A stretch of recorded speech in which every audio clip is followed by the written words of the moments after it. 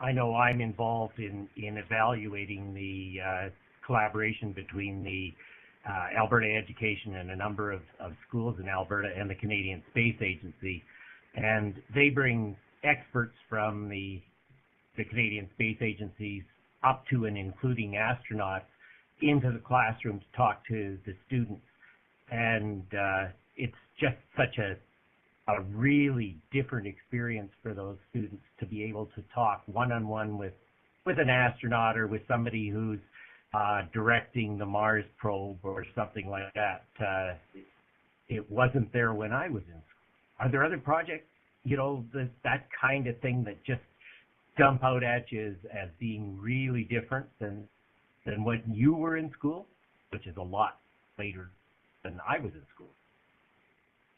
Yeah, absolutely. You're right. For those students to be able to connect to those experts or with community members, you know, I guess what we're, you know, in the end, we're all looking at preparing students for society and help give them the best experience to prepare them for the real world. And whether it's through, you know, an expert such as an astronaut or a researcher, you know, someone who they're reading about in their textbook, or an author they're reading, or whether it's, you know, a professional or, you know, someone from the community who can offer some expertise about their experience or allow kids to connect with them, or a post-secondary institution they may want to attend in the future.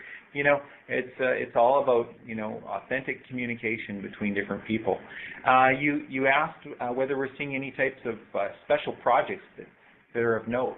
The BC Regional Leads Network is involved with, as I mentioned, some base funding for some of these types of projects. We call them cyber projects.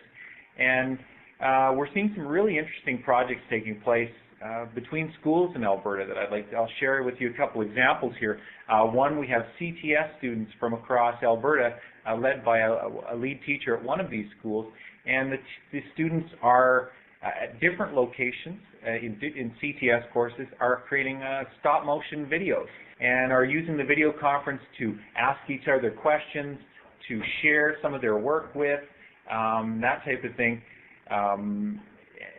Very successful. They're using video conference, they're using a wiki, they're using online video sharing tools to be able to, you know, it's not just the video conference, that's only one portion of the project, and so that's one example of where video conferences be used in a project in a very motivating way for those students. Another example of a project is some elementary students studying social studies, studying the different regions of Alberta, the geographical regions of Alberta. A teacher put out an alt call through an email listserv that we operate here at the BC Regional Leads Network. Hey, are any other teachers from across Alberta studying the same unit we are about the different physical regions of Alberta?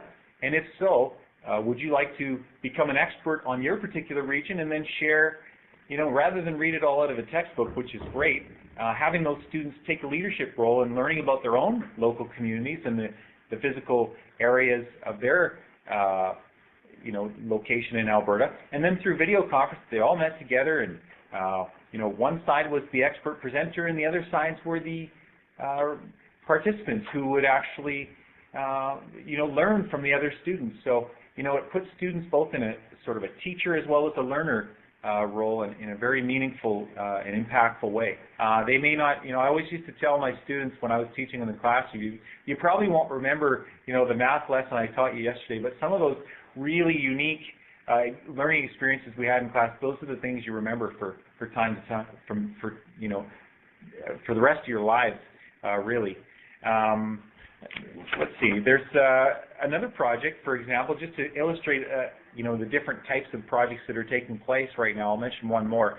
We have students from one particular First Nation in Alberta who are sharing cultural information about themselves with several other schools in Alberta who are studying that topic in social studies. It makes it very real. It's one thing to read, you know, in a textbook about, you know, the different First Nations and some of the cultural traditions, but to talk to other people and make it real.